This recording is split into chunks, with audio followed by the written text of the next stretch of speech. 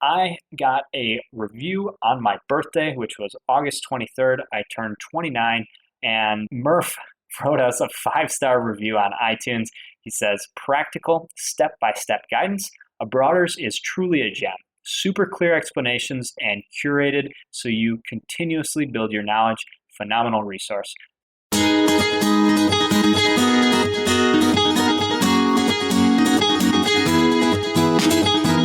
Hey everybody, welcome to the Abroaders Travel Podcast, your weekly meetup with thousands of entrepreneurs, hustlers, creators, nomads, ninjas, wanderers, and world changers, all seeking to build the skills and connections to live a life without borders.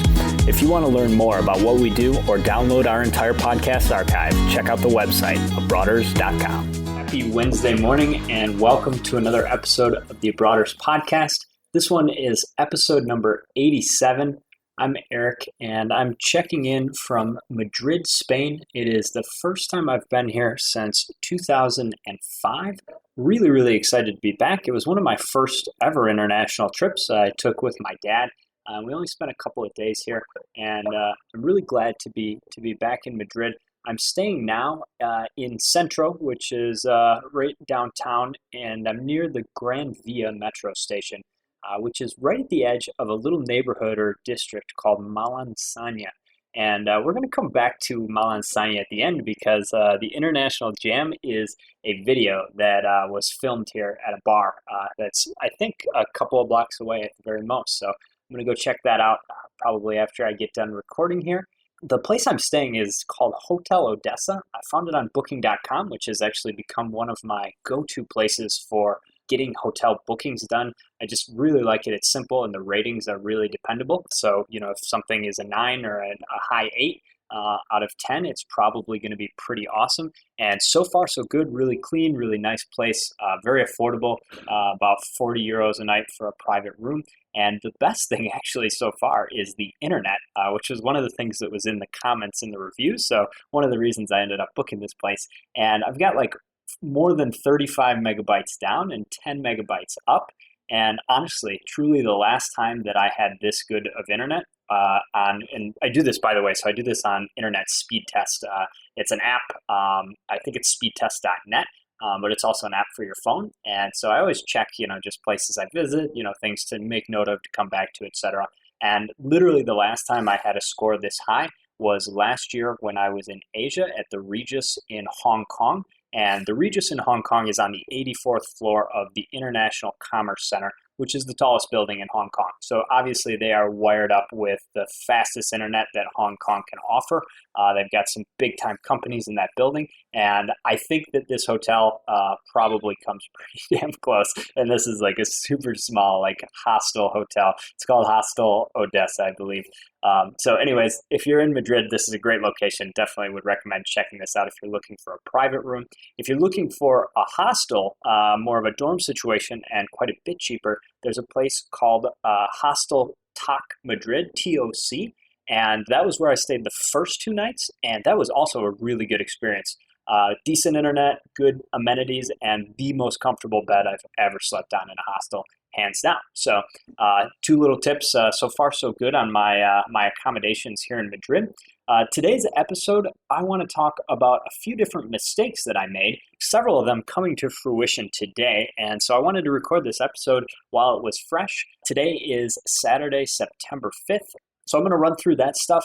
I've also got some news and updates to share with you guys. Show notes for today's episode are going to be at abroaders.com/mistakes.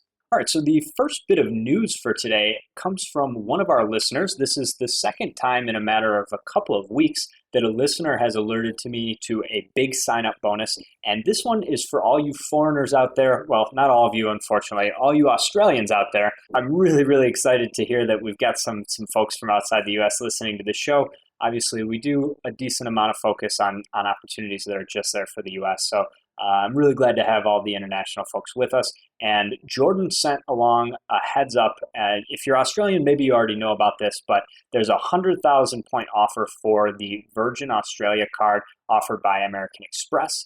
And this is a pretty serious deal. I don't think I've ever seen an Australian sign-up bonus that's been this high. So this is definitely one to pay attention to.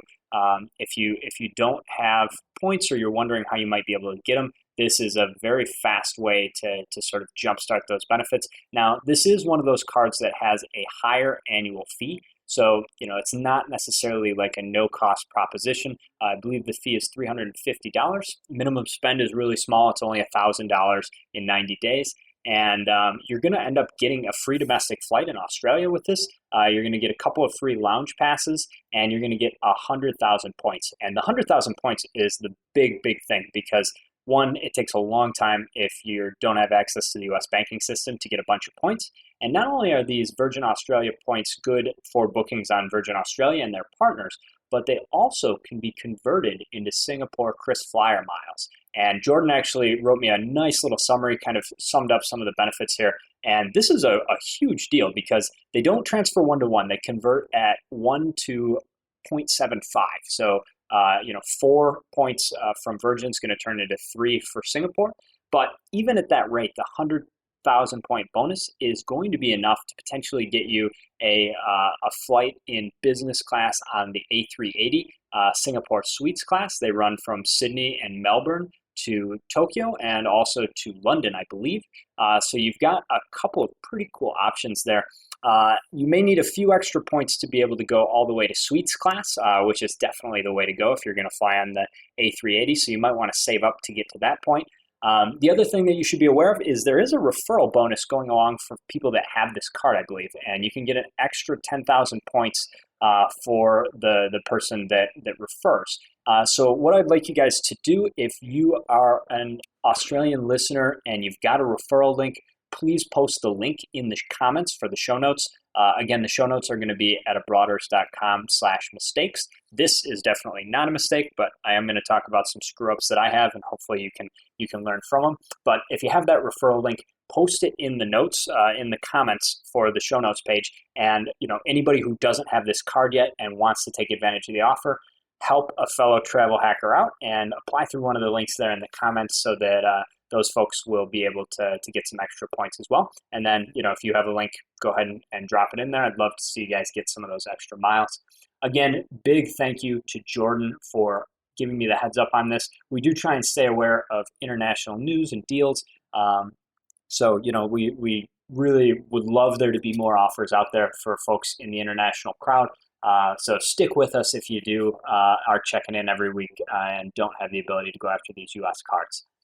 All right, moving on to one other little piece of news. The Udemy course is in for final review.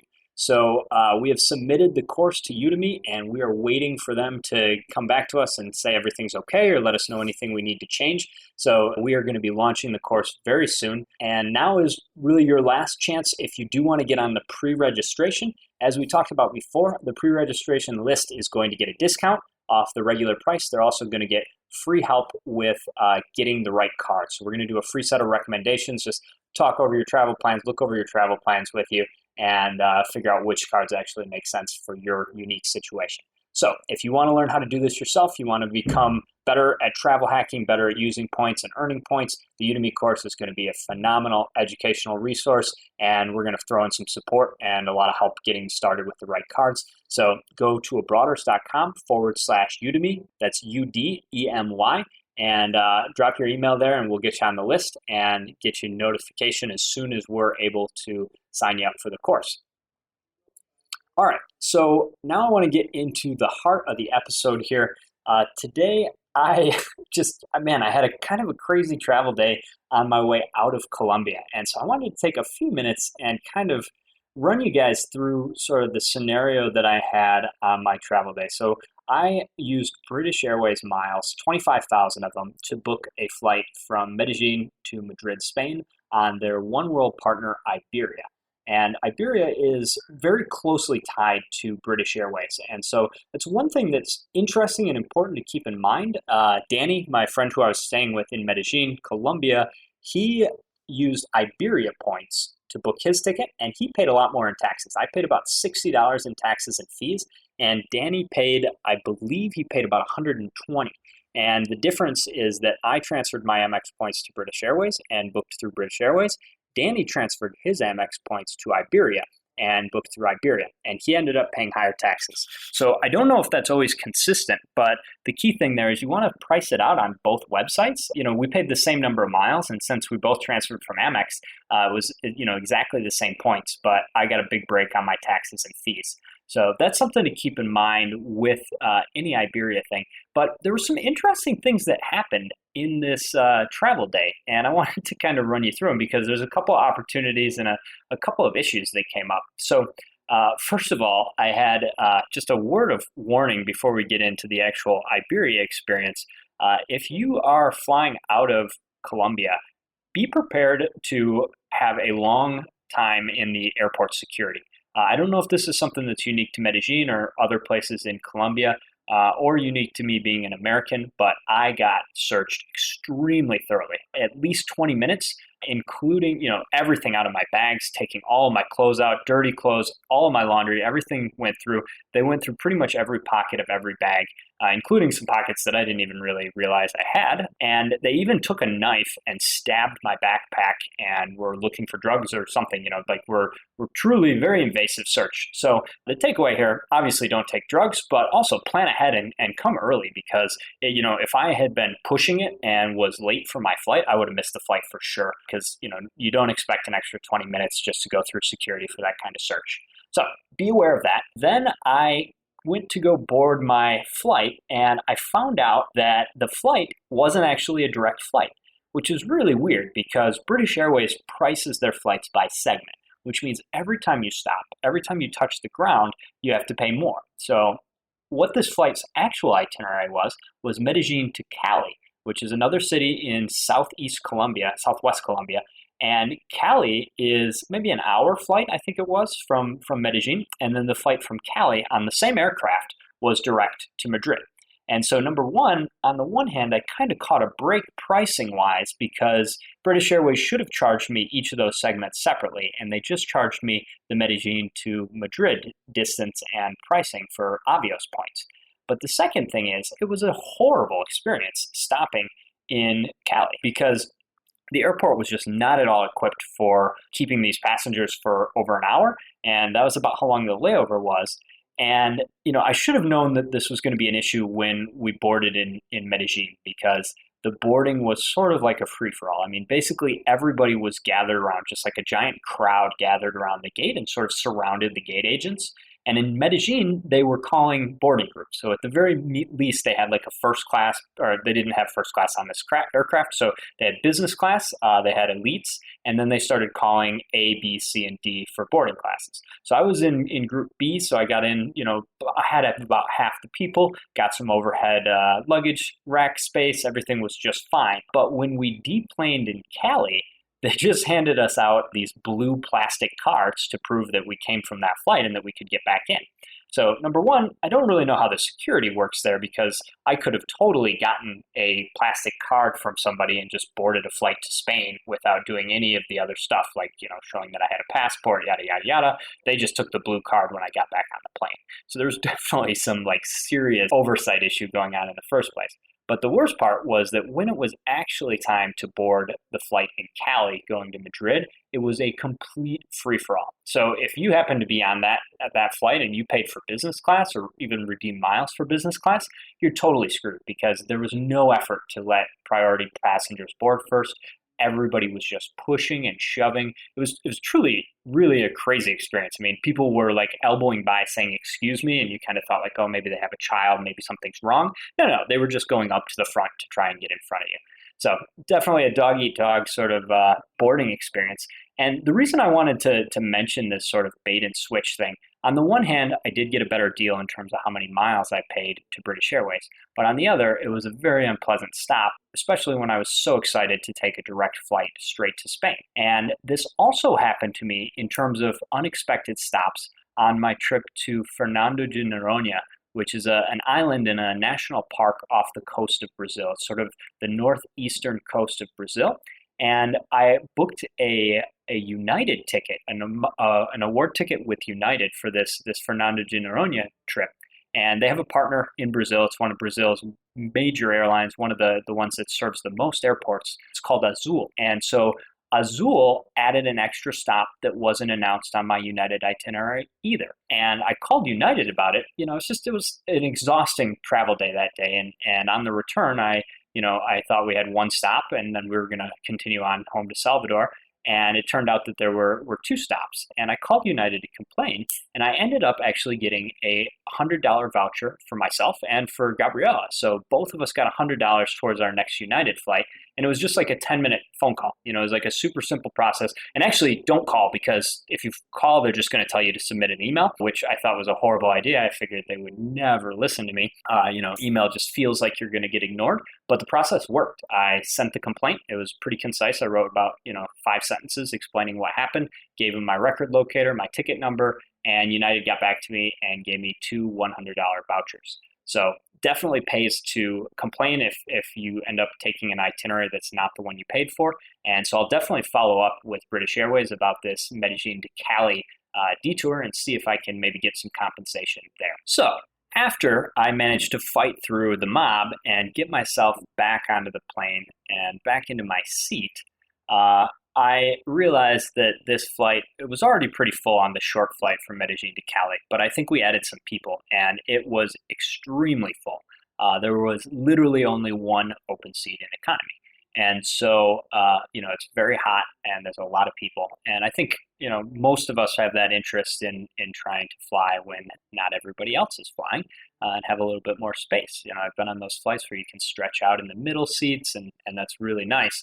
And so one thing that occurred to me that I didn't check and is within your hands to look into is go to Expert Flyer, sign up for their free trial, and figure out how many seats have been sold on the flight before you book it. Now, in this case, I would have gone one way or another, but if you're sort of more flexible in dates, it might pay to check off. Expert Flyer will tell you how many seats the airline is selling in each bucket. So they'll tell you how many seats are for sale in business, how many seats are for sale in first, and in economy.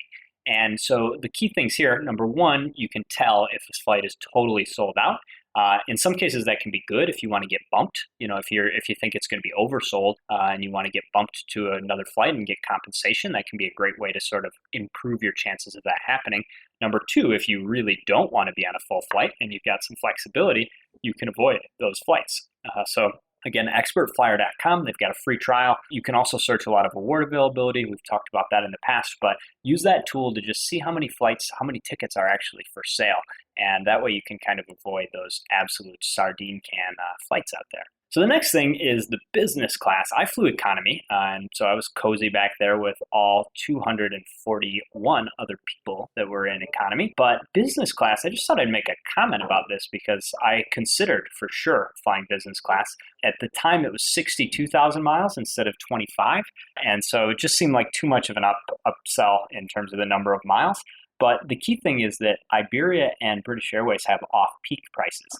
And so had I been able to travel a week later, it was going to be off-peak. So if I were traveling like September 9th instead of September 3rd, I would have paid the off-peak price, which was only 41,000 miles. And I think I would have paid the 41,000 miles instead of 25 to fly business class. It was available, and so I had the chance, but because of the dates, I didn't want to pay the extra peak pricing or whatever.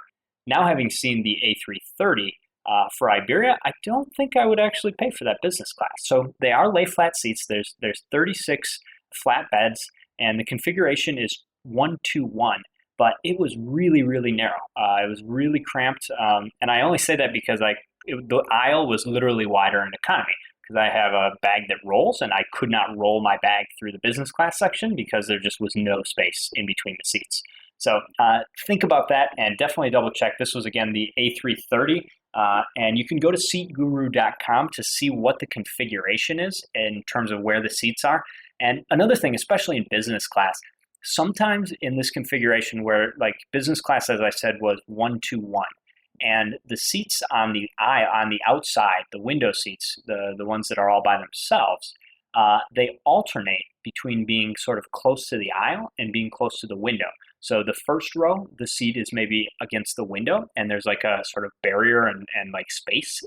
And then the second seat is staggered the other direction.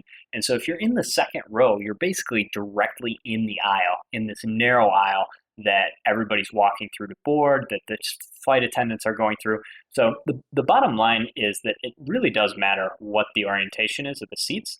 And something as simple as picking the correct row can save you from getting bumped into 50 times by all the coach passengers going by as you're settling into your business class seat. So if you happen to know that row 1 or row 2 is the one that's staggered over towards the window, you can take that and you've got like a giant bulkhead in between you and the people going down the aisle. I ended up knocking over like a bunch of people's blankets and pillows in business class as I'm going through the aisle. So something to keep in mind, and check out seatguru.com. Just enter your flight number and the date you're going to travel. It'll tell you what aircraft you're on. It'll tell you what the seats are, and you can also read reviews and get a whole bunch of other information that might help you decide whether it's actually worth going the extra miles, paying the extra miles to fly business class. All right. So the next thing that I wanted to jump into was a mistake that I've been talking about for a while here with Delta, and I thought I'd give you guys the final rundown of how things shook out. So as I mentioned a few shows ago, I booked a round trip flight with Delta that was from Detroit to Sao Paulo and then to Salvador, and it included their partner Gol Airlines, which is a Brazilian carrier. When I booked it right after Christmas of last year, so December 28th, 2014, which some of you may remember on January 1st, Delta started allowing one-way flights. And I didn't wait till after New Year's because I wanted to be in Brazil for New Year's and not freeze in Michigan. So I opted to book a round trip. And what did I do? I booked my round trip with a date way out in the future. I booked it for September 8th, which is a couple of days. It's actually going to be, I believe, the day this show airs. And so I figured, something will happen. Either Delta will screw up the schedule or Gol will screw up the schedule, even more likely. And I'll be able to get a free change and redeposit the miles, and no big deal. Well, I made a big mistake when I flew home from Brazil at the end of June this year, because I had a chance to pay the $150 change fee and not have to worry about it. I could have paid $150 in June, and I would have been able to use those 30,000 miles to fly home from Brazil back to the US. And that would have been it. I would have used the rest of that ticket. Instead, I got greedy, took a risk and decided to book American miles back to the US.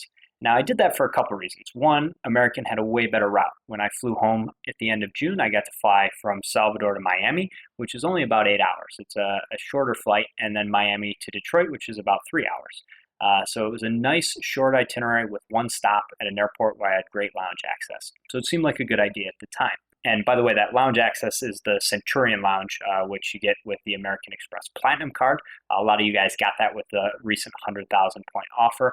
So, that was sort of what influenced the choice. I thought, okay, I'm going to knock off like 3 hours in a plane because I don't have to fly through Sao Paulo. And I'm going to be able to stop at an airport that I know has a phenomenal lounge, get some work done, eat some good food, yada, yada. So what happened, though, is when I didn't use that other part of the Delta ticket to get home from Brazil, I put myself in a really tough position, because when I went to change that ticket today, I realized a couple of important things. Number one, remember, you have to make changes 72 hours before departure with Delta. So, and I actually didn't remember this. I just happened to make the change today because Gabrielle is coming to Europe tomorrow, and I didn't want to mess with it on Sunday or Monday. And it turns out that today was my last day. So I lucked out by calling today.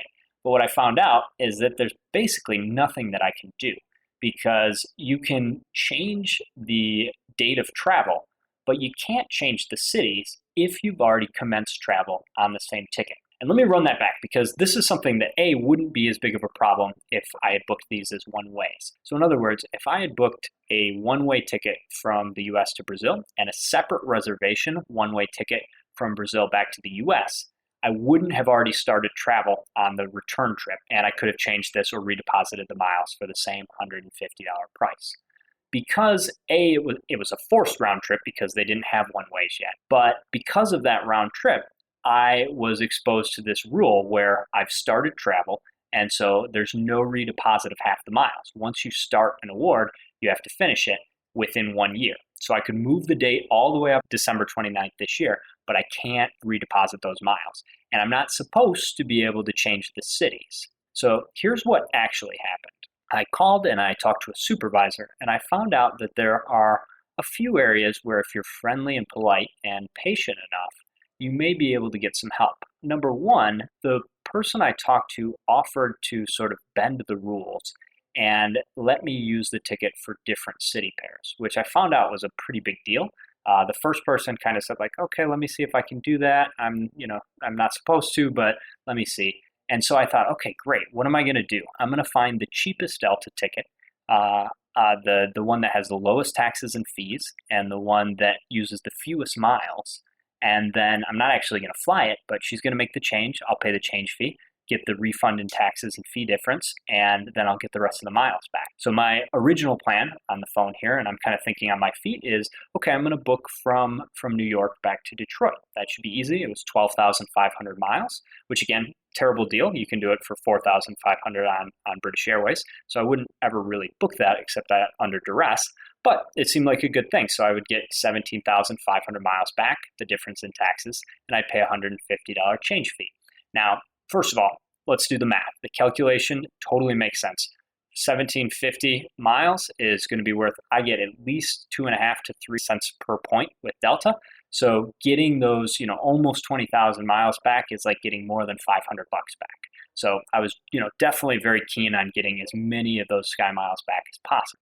But the problem is that the way that this bending the rules was going to work is that they were going to just change my ticket as an even exchange and not refund those miles. So that whole plan went completely to hell. And, with the $100 change fee, I figured, or the $150 change fee, I just got this new Amex Platinum, the personal card with the 100K bonus. So I figured I could use some of my airline fee credit, which is going to wipe that out. You get $200 towards airline fees. If you don't have fees, you can use those towards gift cards. So it's not exactly an amazing thing to have to use it on a change fee, but it is, money that you've already spent that you get back. So I was okay with that. But when I realized I didn't get the miles, the next thing I had to do is check, okay, well, could I actually use this flight? No, not very easily. And if I were going to use that flight, it would be cheaper to buy the flight. There's lots of one-ways from New York to Detroit, the date I was looking at, that are like $80. So why pay $150 to not pay $80 and get a flight and I don't get any miles back? So that was totally shot. I also tried talking with the supervisor about possibly booking a flight in Asia, one from Bangkok or Chiang Mai over to Cambodia.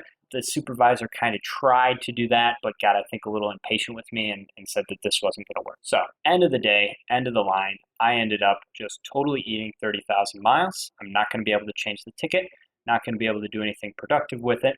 The last thing that I learned, though, and this might help somebody out there, is that a supervisor can extend the validity for 30 days. So my ticket was supposed to expire on December 29th. I actually was able to look at flights coming back from Brazil to Michigan as late as January 29th.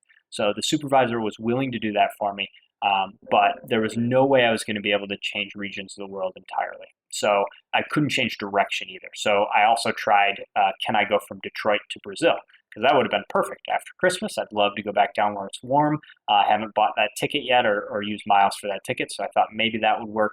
Totally shot down. Just, you have to go basically the same direction at travel. So be aware that if you get the right supervisor who's friendly and in a good mood, they can extend that 1-year date by 30 days. But there's a lot of other rules, and had I done a better job of paying attention to them in the first place, I would have known how difficult this could become. I wouldn't have used my American miles, and I would have an extra $500 worth of miles that I had to throw away. So hopefully nobody else repeats that error, but key takeaways here. Remember, 72 hours before travel commences, you have to make the change. So you can't do anything inside of 72 hours of your flight with Delta. Number two, if you're booking a ticket, think about whether you should book it as a one-way or a round trip. A round trip gives you the advantage in a couple of ways. Number one, changes can be cheaper. If you want to change both directions of travel on a round trip, as long as it's the same itinerary, you pay one change fee and you can change the date of the outbound and the date of the return. So that's a really nice thing. Also, if you want to cancel completely, if it's a round trip, you pay one time $150 and you cancel and get all the miles back for the round trip. If you book as two one-ways, you get a benefit in the sense that if you just need to change one direction of travel and it happens to be the second one, it's not impacted by the fact that you've already flown the first segment. So my situation would have been way better if I had two one-ways. But at the same time, if you need to change lots of stuff about the itinerary or you need to redeposit all the miles, you would pay two fees if they're booked as two separate one-ways. That's something pretty useful to keep in mind with Delta.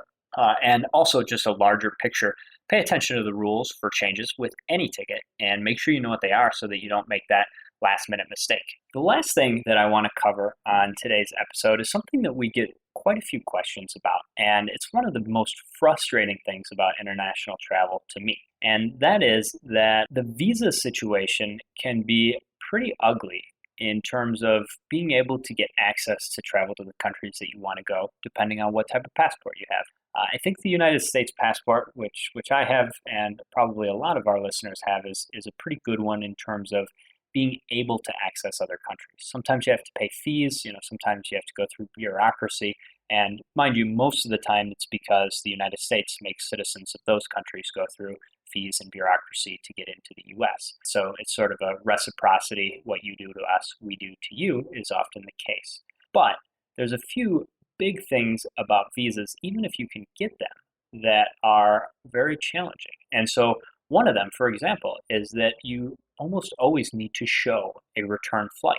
So every time I go to Brazil, I have to show that I'm coming back from Brazil. It doesn't matter that I've been 12 times and that I always come back on time. They want to see a piece of paper that shows my outbound flight back to the US. And so that can be a huge pain in the ass if you don't know when you want to come back, because then you have to buy a flight that you might have to pay a change fee on, or you have to redeem miles for a flight that you're going to have to pay a change fee on. And so it can be a big frustration. And so I want to talk about the things that you can do, how you can manage this, and sort of I'm going to run through sort of a checklist of ways that you can handle this in order of risk and decaying ethics, so to speak. So in other words, I like to be fully transparent on the show, and there are ways to sort of get around this requirement without actually buying a ticket that you can't refund or that's going to cost you a change fee. I don't know how ethical those are, and I'll kind of explain what I do and where I think the line should be. But another thing that I want to explain, because the reason that this came up as a topic is that Gabriela, tonight that I'm recording, is taking off from Brazil to come to Madrid. And I thought we had all of our bases covered. So a little background, and this is also part of the visa frustration. She and I went to Recife, Brazil, to get a visa for her to come to the US last April. And so we went to the US Embassy and we kind of underestimated the challenge. So I guess first piece of advice is anyone out there that's working on, considering getting a visa to the US, do not take it lightly. They are a lot more demanding than I expected. I figured, look, there's no question that she's planning to go back to Brazil. She's not going to stay illegally. We basically covered the basis of proving that she had enough money to spend some time in the US. And that was it. We didn't have the return flight booked. That was a dumb thing. I really should have seen that one coming. But, we just kind of did the basics and they were very demanding and they denied the visa. So we're going to try again here in Madrid. We're way better prepared. We've got all kinds of documentation about what she does in Brazil, what she's going to be doing when she gets back, and, return flights booked, everything like that. So, but I think the first denial is going to hurt. So don't take it lightly the first time because they're going to be able to see that she already got denied for a visa. So that's sort of your general visa advice, at least as far as the US. But the travel booking advice was a much bigger problem, and I didn't see this coming at all. So right now, her itinerary is currently booked. This is the stuff that's completely confirmed. She had Salvador to Madrid, and then Budapest to Bangkok, and then Taipei to Hong Kong to New York and Detroit, and then Detroit back to Salvador. So those are tickets that are all completely booked, ready to go, confirmed, all of them on points, all of them very, very cheap. But what happened is she got to the airport in Salvador, and they saw she was going to Madrid. And then they said, do you have Onward travel? And she said, yes, I have a flight from Budapest to Bangkok. And, in the European Union, it's all the same. So she doesn't have to show she's leaving Madrid because she's showing she's leaving Europe, or at least so we thought. However, they took a look at that Bangkok and said, well, do you have travel from Bangkok back to Brazil? And she said, yes, I'm going to be in the US. She explained the whole trip. And they said, well, you don't have a US visa. So what if you don't get into the US? What if you don't get your visa approved and you never leave Europe? We can't let you on this flight. And so, she basically was arguing with the TAP Portugal airline staff for over an hour and almost missed her flight because of it. And a couple of key things here about this sort of onward travel check is that, number one, the airline at the beginning of your itinerary has a big incentive to make sure you have the onward flight. Because if TAP Portugal lets her get on the flight and she gets rejected by immigration in Lisboa, TAP is on the hook for paying to fly her back to Brazil. So in other words, if she can't afford to buy a flight home last minute and they deport her or don't let her enter the country, TAP's on the hook because they let her fly without proof of onward travel. So that's the first thing, is the folks are just, they're going to be extra careful. They eventually did let her go just because basically they had plausible deniability. She had a flight to Bangkok. After that, she was out of Europe, so it wasn't really their fault. So they ended up letting her go, but they said there's a very good chance that when you get to Lisbon, they're not going to let you in because you don't have a U.S. visa. Your trip back to Brazil transits the U.S. They're going to assume that you're faking a transit and staying in Europe, and it's just not going to work. It seems ridiculous. It seems arbitrary and petty, but those are that's the reality of what's going on. And so there's a few things that you can do to insulate yourself. First of all, let's just talk about, broadly speaking, outside of my personal situation, what you can do when you have to show onward travel. In order of risk and decaying ethics, the first thing you can do is make plans far in advance and buy your ticket. Have a round trip booked, then you're totally above board, notwithstanding that it's a hassle to be forced to prove something that you have full intention of doing with a piece of paper that they just look at and then let you in. But that's the first way you can do it is to just plan more and buy that return ticket. The second thing you can do is to buy a fully refundable ticket. So lots of business and first class tickets are fully refundable. So you can pay for it and it'll be a valid, completely legitimate ticket that you can show at immigration. And then once you get in, you can refund that ticket and then buy your true onward ticket when you know. And the thing is, you're kind of, this is ethically, I think where this becomes an issue is if it's not your intention to leave when you're supposed to. I don't have a personal problem with buying a refundable ticket, except that I think it's kind of a crappy thing to do to the airlines. And, like refundable ticket, actually, that one's totally fine. The next thing is, I think, where it starts to become ethically a little bit more dubious, and that is buy a ticket, print it out, and you have an actual ticket that was truly issued by the airline, and then you cancel it within 24 hours. Now, 24 hours is a law that applies to all airlines that fly to and from the US, even if it's not on a US route. So if you buy a ticket from Salvador to Madrid or Madrid back to Salvador, it's possible, as long as you're flying on an airline that has at least one route to the US, they're required by law to allow you to refund that ticket within 24 hours. That's as I understand the law. There's two exceptions. One is if you book within 7 days of departure, that rule is off the table. So don't ever do this less than a week out because you won't be able to get a refund. Number two is that any airline that allows you to hold a ticket for more than 24 hours does not have to allow you to refund an issued ticket.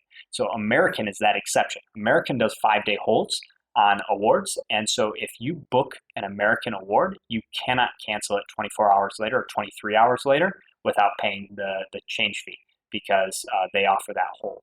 So that's the third option and sort of the one that kind of screws the airline a little bit, but within 24 hours, you're just making them do extra paperwork because of the visa thing. The last one is to sort of fake a ticket.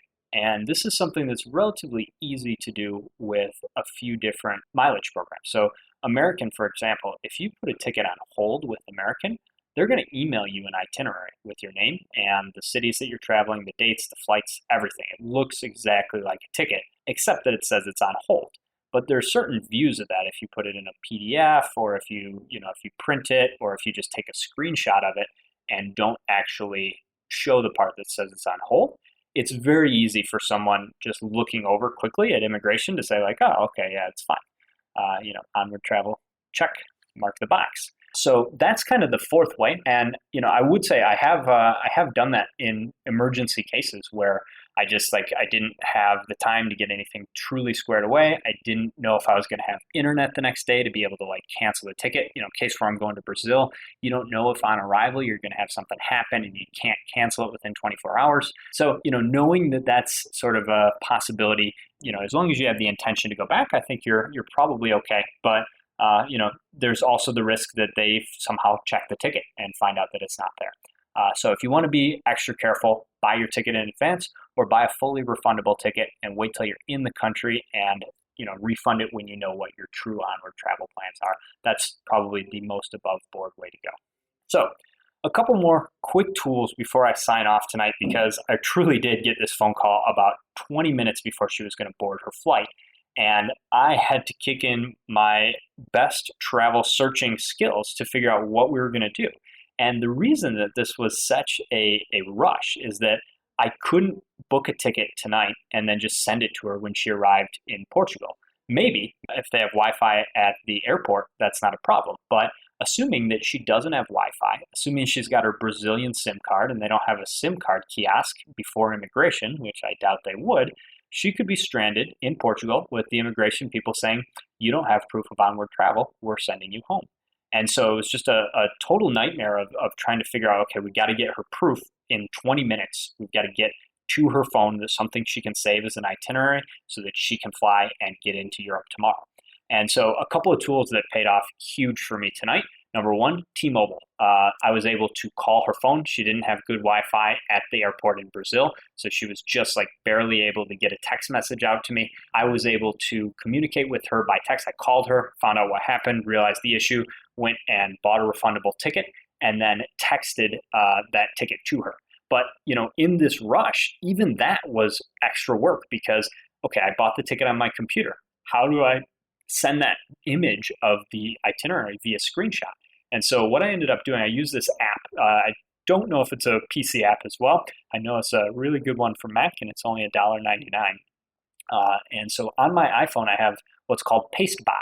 And so you buy the PasteBot app for iPhone, and what it does is if you're on the same Wi-Fi network, thank you very much, 50 megabyte connection here at Hotel Odessa, if your phone and your computer are on the same Wi-Fi network, you can copy and paste back and forth with this PasteBot app. And so what I did is I took a screenshot of the itinerary that I had just bought, and I copied it, and then I got it onto my phone, and I pasted it into the text message, and thanks to T-Mobile, I can text message any phone number in the world for free. So I just sent her a text of the image of her new itinerary, and now she's got it to go through immigration. Now, last but not least, if there's any problem tomorrow, there's one last thing that I can do thanks to having T-Mobile and these tools is if she can't get the ticket, she can borrow a phone from anybody that's kind enough to let her borrow the phone. Send me a WhatsApp message giving me the phone number of the ticket counter.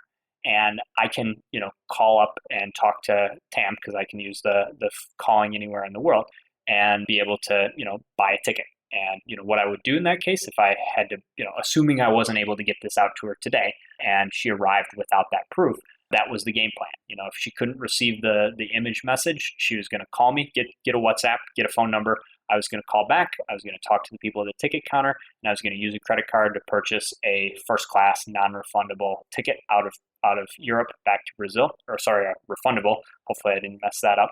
And then just cancel it after we got the U.S. visa or moved on to Bangkok and what have you. So really worthwhile. Phone calls are 20 cents a minute with T-Mobile. So a 20-minute, $4 conversation to avoid a catastrophe really paid off big time.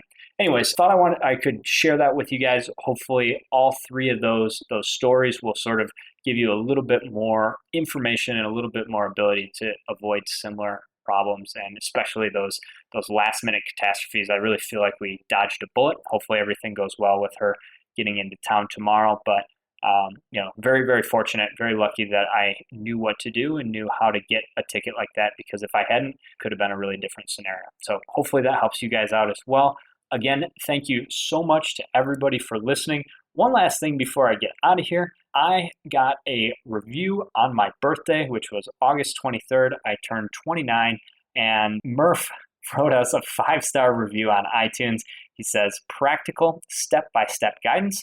Abroaders is truly a gem. Super clear explanations and curated so you continuously build your knowledge. Phenomenal resource. Thank you so much, Murph. That was a great birthday present and really appreciate it. Guys, if you value the show, getting those reviews is one of the main ways that people can find us on iTunes. We're definitely getting some momentum, but there's other travel shows out there that have 200 or 300 reviews, And so, the more that we can get, the more opportunity we have to help more people travel. All right, so this week's International Jam is one I'm really excited about. As I said at the top of the show, this neighborhood right next door is called Malansanya. Malansanya is special because there's a bar called Bar Palentino that appears in a music video for Manu Chao. We've had Manu Chao on the International Jam before. He's one of my favorite artists. He was born in France and sings in Spanish, Portuguese, French, and English. Really cool music, very laid back, very chill. So he actually makes a reference to this neighborhood in the very popular song Me Gustas Tu. Basically sings Me Gusta Malansanya, Me Gustas Tu, and he goes through this whole list. But the one I want to share with you today is one where the music video was actually filmed at this bar in Malansanya. That's where I'm headed to go get a beer after a long day. The track is called Me Llaman Calle. Again, Manu Chao. I hope you guys enjoy. Thank you so much for being with us. We will see you next week, 8 a.m. Eastern Standard. Wherever you are, travel safe.